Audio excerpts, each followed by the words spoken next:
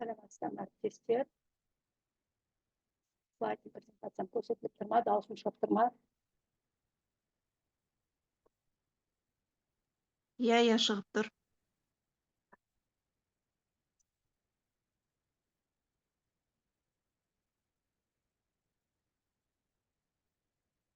Саламатсыздар ма, құрметті әріптестер.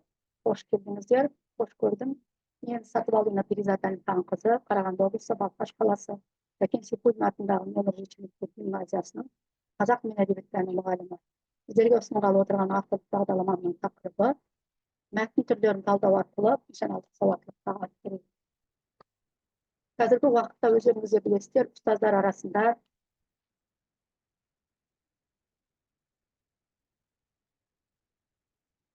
авторлық бағдарлама жазу, әдістемелік құрал жазу өте керек және өзекті болып тұр. Сондықтан сіздерді бағдарлама мазмұнымен таныстырып өтсем, мазмұны бірнеше кезеңдерден тұрады, яғни бірінші түсініктен басталады, яғни жалпы сипаты, мақсаты, міндеттері, жаңашылдығы, өзектілігі бұл бағдарламаның жүретін нәтиже қамтылып өтеді түсініктен. Одан кейін тұрақтылау мазмұндық бөлім, нормативтік бөлім, яғни күнтізбелік тақырыптық жоспары, ақпараттық әдістемелік бөлім, яғни қысқа мерзім сабақ жоспары 34 сағатқа негізделген, қорытынды және мұғалімдер үшін пайдаланған әдебиеттер, оқушылар үшін пайдаланған әдебиеттер, және 15-тен кем болмау керектігі және оқушы дәптерінен тұрды. Қазіргі білім беру жүйесінде функционалдық сауаттылықты арттыру мәселесі маңызды орын алады. Мектеп оқушыларының күнделікті өмірде кездесетін ақпаратты түсіну, оны қолдана білу және өз ойларын дәлелдеп жеткізе алу дағдылары білім беру саласының негізгі көрсеткіші болып табылады. Бұл дағдылар қазіргі білім беру үдерісінде аса маңызды болып, оқушылардың тек академиялық білімін ғана емес, сондай-ақ олардың өмірлік дағдыларында дамытуға мүмкіндік береді. Авторлық бағдарлама Қазақстан Республикасы оқу ағарту министрлігінің 16 қыркүйек 2022 жылғы 399 бұйрығымен және 21 қараша 2022 жылғы 467 бұйрығы және 2023 жылғы 199 бұйрығымен бекітілген бағдарламасына сәйкес енгізілген өзгерістердің негізінде дайындалған. Бұл оның ғылыми әдістемелік негізінің сенімділігін көрсетеді. Бұл бағдарлама қазіргі білім беру жүйесінде өзекті болып отырған функционалдық сауаттылықты дамыту мәселесіне арналған. Жаһандану мен ақпараттық технологиялардың қарқынды дамуы оқушылардың тек пәндік білімді меңгеріп қана қоймай, алған ақпаратты түсіну, оны сараптау және күнделікті өмірде қолдана білу дағдыларын қалыптастыру талап етеді. Осы тұрғыдан алғанда ұсынылған бағдарлама оқушылардың мәтінді түсіну арқылы функционалдық сауаттылығын арттыруға бағытталған тиімді тәсіл. Мәтіндермен жұмыс барысында оқушылар бірнеше маңызды дағдыны меңгереді. Яғни мәтіндердің түрлерін ажырату және олардың құрылымын түсіну, мәтіндерге байланысты сыни ойлау қабілетін дамыту, ақпаратты тек оқу ғана емес, оны талдау, сараптау және қолдану. Оқылған мәтіндерді өз өмірінде күнделікті тұрмысында қолдану дағдыларын қалыптастыру. Оқушыларға мәтіндермен жұмыс істеу барысында түрлі тапсырмалар мен жаттығулар беріліп, олардың шығармашылық ойлау қабілеттері дамытылады. Мәтін түрлерін талдай отырып, оқушылардың өз ойларын ашық әрі дәлелді түрде жеткізе білуі маңызды. Бұл дағдылар олардың болашақта ақпараттық қоғамда белсенді азамат болып қалыптасуына үлкен септігін тигізеді. Бағдарлама барысында оқушылардың ақпараттық сауаттылықтары артып, олардың дербес ойлау дағдылары мен сыни көзқарасы нығаяды. Жалпы бұл бағдарламаның негізгі мақсаты оқушылардың функционалдық сауаттылығын арттыру үшін мәтін түрлерін талдауды негізге ала отырып, сыни тұрғыдан ойлау дағдыларын дамыту. Яғни міндеттері бірнеше 8 міндеттен тұрады, алдарыңызда тұр. Яғни оқушыларға мәтін түрлерін түсіндіру және әртүрлі мәтін жұмыспен білу дағдыларын дамыту, мәтіндердің құрылымын, мақсатын, мазмұнын тереңірек түсіну арқылы оқушылардың ақпаратты дұрыс қабылдау қабілетін қалыптастыру алдарыңызда тұр. Яғни көз жүгіртіп қарап өтулеріңізге болады және оқушыларға көркем, ғылыми, публицистикалық, ресми іскерлік мәтіндердің ерекшеліктерін меңгерту. Бұл жерде яғни мәтіндер ғылыми, публицистикалық, ресми іскерлік, көркем және ақпараттық мәтіндер берілген, яғни солармен тапсырмалар жүргізілген. Ақпараттық іздеу, салыстыру және қолдану стратегияларын меңгерту деп осындай бірнеше 8 міндеттен тұрады. Қазіргі енді бұл бағдарламаның өзектілігі қазіргі білім беру жүйесінде функционалдық сауаттылықты арттыру басты мақсаттардың бірі болып табылады. ақпараттық қоғамда өмір сүріп жатқан оқушылар үшін тек пәндік білім ғана емес, сонымен қатар ақпаратты талдай білу, дұрыс түсіну, оны қолдану дағдылары да маңызды. Бұл бағдарлама осы қажеттілікті ескере отырып, оқушылардың мәтіндермен жұмыс істеу дағдыларын дамытуға бағытталған. Өйткені күнделікті ақпараттың молдығы мен оны дұрыс түсіну, қолдану маңызды дағды. Бұл бағдарлама оқушыларға мәтін құрылымын таныстырып, дағдыларын. Яғни тағы да бұл бағдарламаның өте бір өзектілігі, біріншіден оқушыларды жаңағы айтып өткендей функционалды сауаттылыққа баулып, мәтіндермен тиімді жұмыс істеуді үйрету арқылы білім алуын жеңілдетеді және қазақ тілін тереңдету оқытудың негізгі көзі болып табылады. Екіншіден, бұл ұбт-ға дайындықтың, пиза тапсырмаларына қорытынды аттестаттауға дайындаудың көзі бастауы деуге болады. Енді бағдарламаның жаңашылдығына тоқталатын болсам, педагогикалық жаңалығы, дәстүрлі тіл сабақтарынан ерекшелігі, мәтін мазмұнын түсінуден бөлек, оның құрылымдық, стильдік, мақсаттық белгілерін талдауға басымдық беріледі. Ал психологиялық жаңалығы, түрлі мәтін түрлеріне жұмыс жасау баланың қызығушылығын оятады. Бұл өздігінен оқуға, ізденуге ынталандырады. Шынайы өмірмен байланысты мәтіндер оқушының оқу мотивациясын арттырады. Келесі бұл тақылау мазмұндық бөлім мен нормативтік бөлімде тақырып, сағат саны, күтілетін нәтиже және күтілетін нәтиже қамтылады. Тек нормативтік бөлімде оқу мақсаты жазылады, яғни тақырыпты оқытудың мақсаты қандай, сағат саны, теориялық практикалық болып бөлінеді. Ақпараттық әдістемелік бөлімде оқыту технологиялары, бағалау көрсеткіштері, яғни қандай оқыту технологиялары қолданған, қандай бағалау көрсеткіштермен бағаланады, міне осылар қамтылып өтті. Келесі енді әдістемелік нұсқалық бөлік, бұл жерде яғни қысқа мерзімді сабақ жоспары, тапсырмалар алдарыңызда көріліп тұрғандай тапсырмалардан тұрады, яғни 34 сағатқа жасалынған, сонымен қоса оқушы дәптері де бар. Оқыту барысында шығармашылық жұмыстар мен сыни ойлау тапсырмаларда қолданылады. Бұл жерде яғни мәтіннің түрлері, яғни бұл жерде ақпараттық мәтін беріледі, яғни ақпараттық мәтін, бұл мәтіндер оқырманға нақты мәліметтер мен деректерді ұсынады. Мысалы, энциклопедиялар, анықтамалар, жаңалықтардан үлгілер беріледі. Көркем мәтін бұл эмоциялық әсер беру үшін жазылады. Әдеби көркемдеу құралдарын пайдалану арқылы адамның сезіміне әсер етеді. Мысалы, поэзия, әңгімелер, романдардан үлгілер етеді. Және ғылыми мәтін, ғылыми дәлелдер мен зерттеулер негізінде жазылады. Мысалы, ғылыми мақалалар, зерттеу жұмыстарынан үзінділер беріледі мәтіндер. Және ресми мәтін, ресми ақпараттарды беру үшін қолданылатын, яғни өтініштер, бұйрықтар, хаттамалардан үлгі және үзінділер беріле отырып, мәтіндер беріле отырып, солармен түрлі тапсырмалар жүргізіледі. Яғни бірінші теориялық білім беріліп кетеді. Әрбір мәтіннің анықтамасымен танысып, әрбір мәтіннің жаңағы ерекшелігіне тоқталып өтеді, құрылымына тоқталады, яғни кіріспе, негізгі бөлім, қорытынды бөлімдерді анықтай отырып, артынан яғни тапсырмалар беріліп отырады. Енді сіздердің алдарыңызда яғни ақпараттық мәтін беріліп тұр.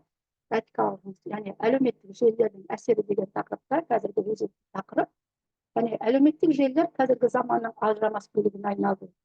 Олар адамдарға ақпарат алмасуға, қарым-қатынас жасауға, жаңалықтармен бөлісуге мүмкіндік береді.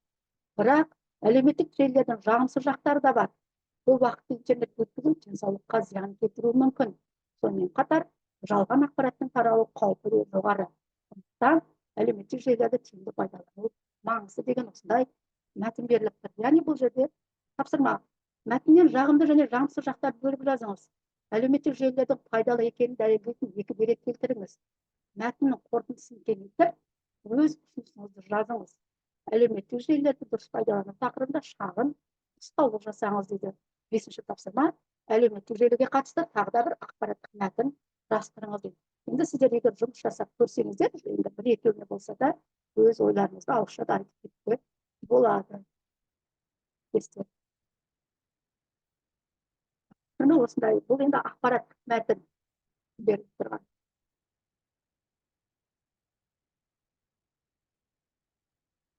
Сонымен қоса, мысалы, робототехника және болашақ дегенде мәтін беріліп тұр, мысалы, ақпараттық мәтін. Яғни робототехника заманауи ғылым салаларының бірі, бұл бағыт адамның күнделікті өмірін жеңілдету үшін жасанды интеллектпен роботтарды дамытуға бағытталған. Роботтар өндірісте, медицинада, білім беру саласында кеңінен қолданылады. Мысалы, операцияларды дәл орындау үшін хирургиялық роботтар қолданылады. робототехниканың болашағы зор, бірақ ол этикалық мәселелерді де туындатады дейді. Міне осындай мәтін беріледі де оқушыларға артынан мынандай тапсырмалар беріледі. Егер орындап көремін десеңіздер, қазір тыңдаңыздар. Мәтіннен робототехниканың қолданылатын салаларын анықтаңыз дейді. Роботтардың адам өмірін жеңілдететініне 2 дәлел келтіріңіз. Этикаға байланысты туындайтын мәселелерді жазыңыз. Робототехникаға қызығатын адамға арналған 5 кеңес ұсыныңыз. Және болашақтағы роботтар тақырыбына шағын ақпараттық мәтін құрастырыңыз деп осындай ақпараттық мәтін беріліп кетеді. Және жасыл экономика болашақ кепілі деген тақырыпта да ақпараттық мәтін беріледі. Бұл жерде де бірнеше жұмыстар жасалып кетеді. Және қосымша тапсырмалар да берілуге болады мәтіннен кейін. Яғни құрылымдық талдау тапсырмалары, мысалы, әр мәтіннің құрылымын салыстырыңыз, кіріспе мен қорытындының рөлін анықта, мәтіндерде қолданылған нақты деректер тізімде, жаңағы 3 мәтіннен кейін осындай тапсырма беруге болады. Осы техника, жаңағы әлеуметтік желінің әсері дегеннен кейін, жасыл экономика болашақ кепілі дегеннен кейін осындай тапсырмалар беруге болады. Әр мәтінге қосымша ақпарат қосып, мазмұнын кеңейт, әр мәтіннен 5-6 сұрақ құрастырып, жауап жаз деген сияқты қосымша құрылымдық талдау тапсырмаларын да беруге болады. Және шығармашылық тапсырмаларды да беруге болады. Берілген мәтіндерден шабыт алып, өз мәтініңді жаз, тақырыпқа байланысты презентация жаса, әр мәтін бойынша пікірталас ұйымдастыр, ақпараттық мәтіндерді жазу бойынша шағын нұсқаулық құрастыр деген сияқты тапсырмалар беруге болады. Және әр тапсырмалардан соң міндетті түрде дискрипторлар беріліп отырады. Мысалы, мәтін құрылымын дұрыс ажыратады, берілген тапсырмаларды орындауда негізгі ойды табады, шығармашылық тапсырмаларды орындауға өзіндік көзқарас білдіреді, қосымша ақпаратты логикалық өрнекпен байланыстырады, алданған ақпаратты өз сөзімен түсіндіреді деген сияқты тапсырмалар. Енді мысалы сіздерге жайға ақпараттық мәтін ана тілі деген, яғни өзімізге өте жеңіл мәтін беріліп тұр. Енді ана тілі әр адамның өмірінде ең маңызды құндылықтардың бірі. Адам баласы ана тілі арқылы әлемді танып, ой өрісін дамытады. Қазақтың ұлы ақыны Мағжан Жұмабаев ұлттың ұлт болу үшін бірінші шарт тілі болуы. Ұлттың тілі кеми бастауы, ұлттың құри бастағанын көрсетеді деген. Шындығында ана тіліміз ұлттық мәдениетіміздің айнасы. Біз өз тілімізді сақтап, ұрпақтан ұрпаққа жеткізуге жауаптымыз деген мәтін беріліп жатса, осыдан кейін мынандай тапсырмалар беріліп кетеді. Мәтіннің негізгі ойын анықтаңыз. Мәтіннің құрылымын бөліңіз, кіріспе, негізгі бөлім, қорытынды. Ана тілі ұлттық мәдениетіміздің айнасы сөйлемін талдап, оның көркемдік мәнін түсіндіріңіз. Мағжан Жұмабаевтың пікірін өз сөзіңізбен жеткізіңіз. Ана тілі тақырыбында мақалына келіп жазыңыз және мәтінмен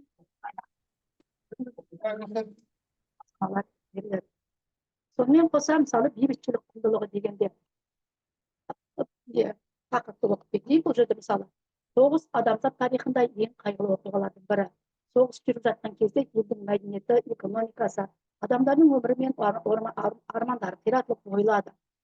Сол себепті бейбітшілік адамзаттың басты құндылығы. Қазақ халқы әрдайым татулық пен бірлікті жоғары бағалаған. Біздің бабаларымыз бейбіт өмірдің маңыздылығын жырларында, мақал-мәтелдерінде айтып кеткен. Ендеше бейбітшілік әр адамның саналы әрекетімен дұрыс таңдауының нәтижесі. Осынан кейін балаларға мынандай тапсырмалар берілді. Мәтіннің қандай түрге жататынын анықтаңыз. Әңгімелеу, сипаттау, пайымдау. Мәтіннің бейбітшіліктің маңыздылығын сипаттайтын екі сөйлемді талда. Татулық пен бірлік туралы өз ойыңды жаз. Елу сөзден кем емес. Мәтіннен ауызшалы мағынадағы сөз тіркестерін тауып, мағынасын түсіндір. Мәтінге байланысты сұрақтарға жауап беріңіз. Яғни сұрақтар соғыс пен бейбітшіліктің айырмашылығы неде, қазақ халқы бейбітшілікті қалай бағалаған деген сияқты. Яғни бұл жерде айтып кетейін, яғни пайымдау, бұл жерде мәтінде бейбітшіліктің маңыздылығы туралы ой пікір айтылған дейді оқушының жауабы. Сол себепті бейбітшілік қоғамда басты құндылық, байлық, бейбіт өмірді сақтау сақтауға әр адам жауапты дейді. Келесі сұрақ, яғни татулық пен бірлік. Татулық пен бірлік кез келген елдің тыныштығы мен дамуының негізі кепілі деп жауап берген екен. Бұл елу сөзден кем емес жауабы. Адамдар бір-біріне құрметпен қарап, тату тұрса, қоғамда бейбіт өмір орнайды. Қазақ халқы бірлік бар жерде тірлік бар, татулық табылмас бақыт. Тату елге тыныштық орнайды, бейбіт елде береке бар. Татулық елге ырыс, ынтымақ, тыныш деп бекер айтпаған. Ұлттың болашағы ынтымақ пен келісімге байланысты. Сондықтан татулық пен бірлікті сақтау әр адамның міндеті. Бейбіт қоғамда өмір сүру үшін онымен өзімізден бастап алуымыз қажет. Адамдар, келесі сұраққа жауабы, адамдардың өмірі мен армандары тастапқа болады. болашағымен үміт қояды деп айтып жазған екен. Және соғыс ол қирау, қайғы, адамдардың өмірінің қиылуы дейді. Ал бейбітшілік тек тыныш өмір, даму, арманға жету жолы дейді. Келесі қазақ халқы бейбітшілікті қалай бағалаған деп жауабы, қазақ халқы бейбітшілікті жоғары бағалаған, әрдайым татулық пен бейбітшілікті ұстаған деп жауап берген екен. Сонымен қоса табиғат және адам деген мәтін беріп кетеді. Енді яғни келесі енді көркем мәтін. Көркем мәтін автордың ойы мен сезімін көркем құралдар арқылы жеткізетін әдеби жанр, оның басты ерекшелігі эмоционалдық әсері мен көркемдік бейнелігі. Мұндай мәтіндер оқырманның қиялын, сезімін оятып, эстетикалық ләззат сыйлайды. Яғни бірінші көркем мәтін ерекшелігіне тоқталады. Көркем мәтін дегеніміз не? Ол туралы яғни теориялық білім алынады. Көркем мәтіндер әдеби шығармалардың кең ауқымын қамтиды. Роман, әңгіме, өлең, драмалық шығармалар. Мұндай мәтіндер арқылы автор өзінің ойы мен сезімін қоғамға қатысты көзқарасын, адамдар арасындағы қатынасты рухани және әлеуметтік мәселені шешіп ашып көрсетуге келген екен. Енді сіздердің алдарыңызда яғни көркем мәтіндерге кешенді талдау жасаудың негізгі кезеңдерімен танысады. Яғни мазмұндық талдау жасайды, стильдік талдау жасайды, құрылымдық талдау жасайды, кейіпкерлеріне талдау жасайды, яғни және әлеуметтік мәдени контекстіне тоқталады, яғни бұл жерде мәтіннің жазылған уақыты мен қоғамдағы орнын айтып кетеді.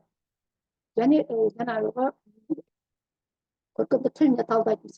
Міне осындай тапсырмалар берілгеннен кейін алдарыңызда мысалы әуезовтің Абай жолы романынан үзінді берілген. Абай есін алған кезде оның жанына жайсыз бір ауыр сезім түскендей болды. Өйткені Абай өз тағдырын ойлап артында қалдырған іздерді көзіне елестеткенде қанша күрессе де толық жеңе алмайтынын сезді.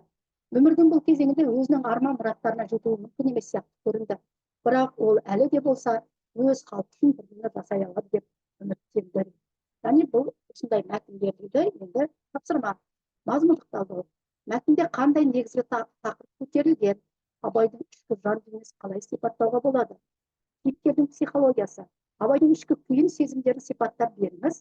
Ол қандай кедергілермен кездесіп отыр дейді. Әлеуметтік контекст, яғни мәтіннің жазылған кезеңі мен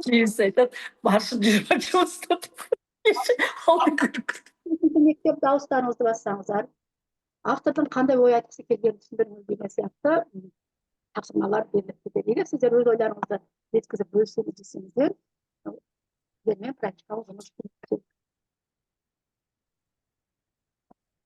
Не айтар едіңіздер? Осы мәтін жөнінде тапсырмалар жөнінде. Бұл жерде Мұхтар Әуезовтің Абай жолы романын сөздері кеткен. Және Төлен Әбдіковтың соңғы парызынан үзінді алынады. Және Стамақ Қоевтың Қамар сұлу романында үзінді беріледі. Қамар сұлудың жанында тек жақын адамдар ғана болды. Сезімдері күрделі болды. Оның жүрегіндегі сезімдер күрделі болды, бірақ ол ешқашан олардың бәрін ашып айтқан жоқ. Бойындағы сезімдер мен ойлары, өмірге деген көзқарасы әртүрлі болды, бірақ барлығының түпкі мақсаты біреу ғана еді, ол бақыт. Бұл жерде де бірнеше мазмұндық талдауға байланысты тапсырмалар, мысалы Қамар сұлудың өміріндегі қайшылықтарды талдаңыз, сезімдер мен ойлары айырмашылық бар деген сияқты. Қамар сұлудың күресті сипаттаңыз, олар өз арман мұраттарына қалай жетуді көздейді, Қамар сұлудың тұлғасы арқылы қандай әлеуметтік мәселелер мен рухани құндылықтар көтерілген деген сияқты. Жоқ, біздікі спорт болды. Сол ертең экзамен ғой, понедельник. Әріптестер дауыстарыңызды Жоқ, үлкен спорт залда біздікі. дауыстарыңызды басыңыздар. Және ғылыми мәтіндер беріліп отырады. Енді ғылыми мәтіндермен де жұмыстар болды.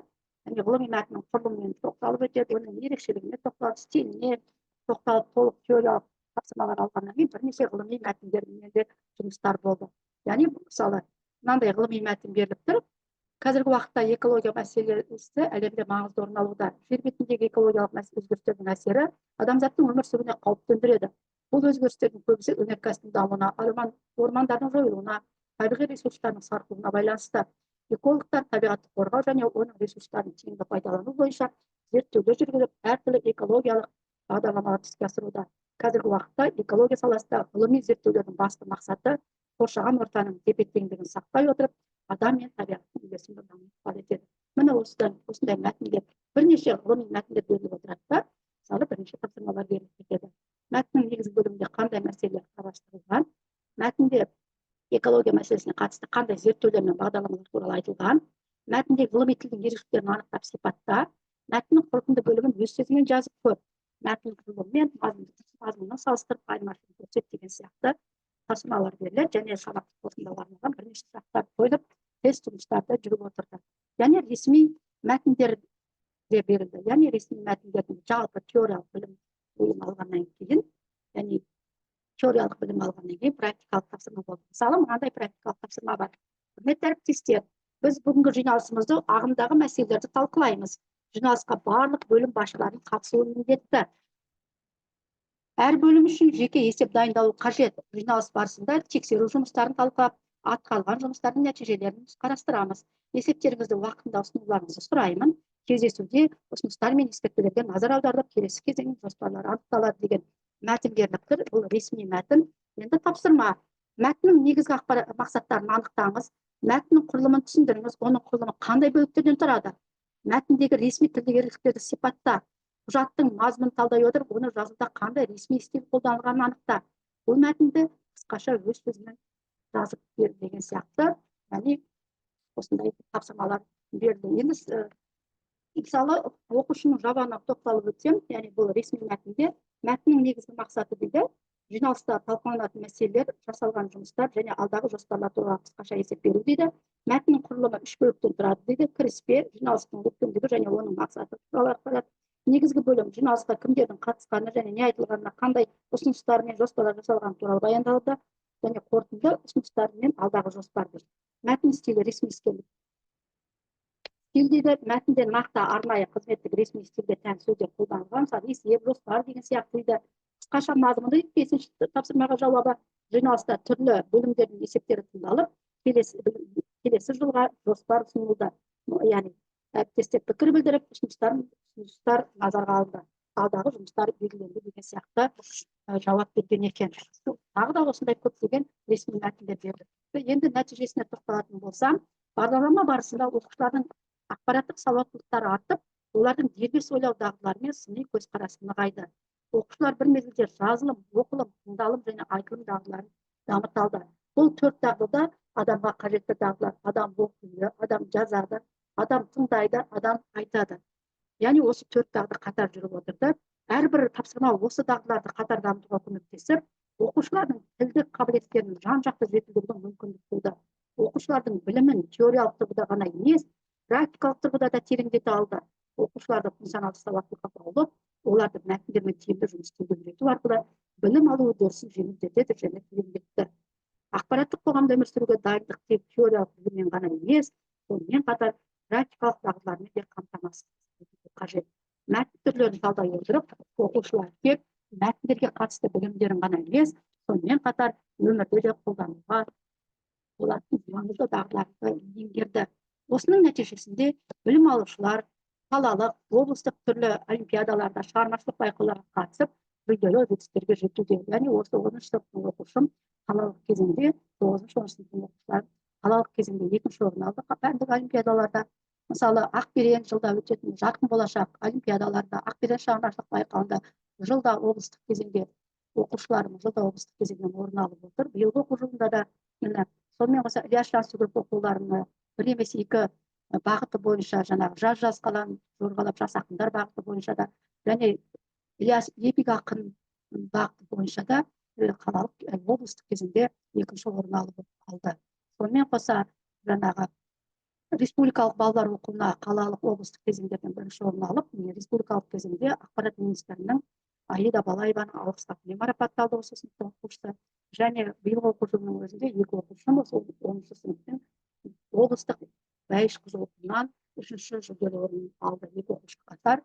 Және мұғалім болу мақтаныш облыстық педагогикалық олимпиадада биылғы оқу жылында оқушым жүлделі облыстық кезеңде жүлделі 2-ші орын алды. Бұның бәрі оқушының пәнге деген қызығушылығын мақсаты деп ойлаймын. Бұның бәрінде әсері бар деген бар. Енді білім алушылардың сабаққа деген қызығушылығын арттыру мақсатында сауалнамалар жүргізілді. Зерттеу әдістері ретінде сауалнама, оқушыларды бақылау, тест нәтижелері, бақылау жұмыстарын, сондай-ақ осы бағдарламаның енгізілгенге дейін және енгізілгеннен кейін оқу сапасының қорытындылары талданды. Осылармен кіріс және сауалнамалар жүргізіліп отырды. Алдарыңызда міне тұр. Білім сапасы сәуір айында 4%-ға өсіп, жақсы қарқын көрсетіп отыр. Көруіңізге болады, бұл оқушылардың оқу үлгерімінің біртіндеп жақсарғанын көрсетеді. Алдарыңызда осы сауалнаманың нәтижесінің пайыздық көрсеткіші көрсетіп тұр. Сөзімді қорытындылайтын болсам, бұл бағдарлама білім алушылардың қазақ тілі мен әдебиет пәніне қызығушылығын арттырып, оқу сапасының артқандығы олардың функционалдық сауаттылығын дамытуға оң ықпал етті. Қазіргі білім беру талаптарына сай оқушылардың функционалдық сауаттылығын дамытуға бағытталған маңызды бастама деуге болады. Енді құрметті әріптестер, сіздердің алдарыңызда кері байланыс бар, яғни Конфуцийдің сөзімен аяқтағым келіп тұр. Маған айтып берсең, ұмытып қаламын дейді, көрсетсең, есіме сақтаймын, ал өзіме жасатсаң, үйренемін дегендей, сіздермен осы 3-2-1 әдісі бойынша кері байланыс жүргізсем, яғни мен үшін 3 маңызды ақпарат, менің көбірек білгім келетін мәлімет, есте сақтау керек бір маңызды ақпарат. Өз ойларыңызды, ұсыныстарды көпіректеріңізді айтсаңыздар, бұл көптеген практикалық уақыттарыңызды бөліңіздер.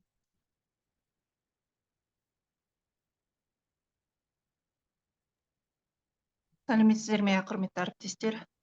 Бүгін енді Перизат мұғалім осындай мазмұнды бағдарламамен тәжірибе бөлісіп жатқаныңызға көп рахмет. Өзімізге аларымыз көп болды.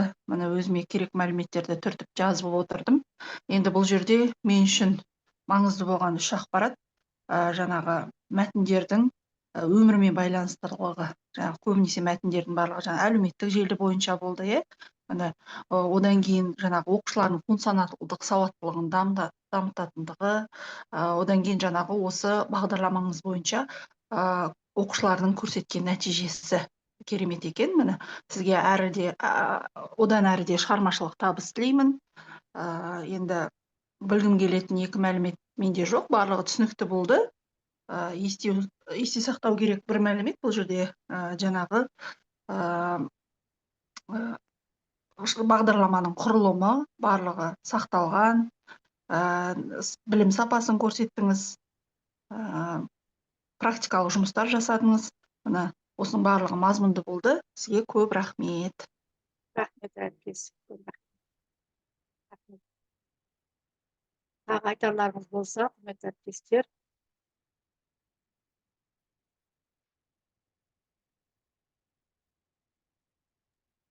Қайырлы күн, әріптестер. Перизат мұғалім, ұсынып отқан бағдарламаңыз өте жақсы екен. Біз негізі кітапта негізгі ақпарат, қосымша ақпарат дегенмен түсінеміз, тоқталамыз да, ары қарай мәтінмен жұмысты дамытпаймыз. Сосын біздің оқушыларымыз НТ-ға баратын кезде осы оқу сауаттылығынан көп қиналып жатады. Айналдырған 10 балды мысалы 7-еуін алып жатады, 6-ауын алып жатады. Ал мына жерде сізде мәтінмен қалай жұмыс істеу керек деген нәрсе толығымен ашылған. Бізге әріптестер баладан гөрі бізге осы нәрсе көбірек өзімізге қажет сияқты. Біз өйткені баланы дайындаушымыз, баланы бағыттаушымыз ғой. Бізге осы нәрсе көбірек қажет сияқты өзімізге.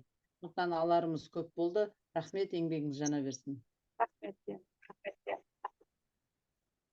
Рахмет, айтарларыңыз болмаса, уақыт бөліп келгендеріңізге көп рахмет.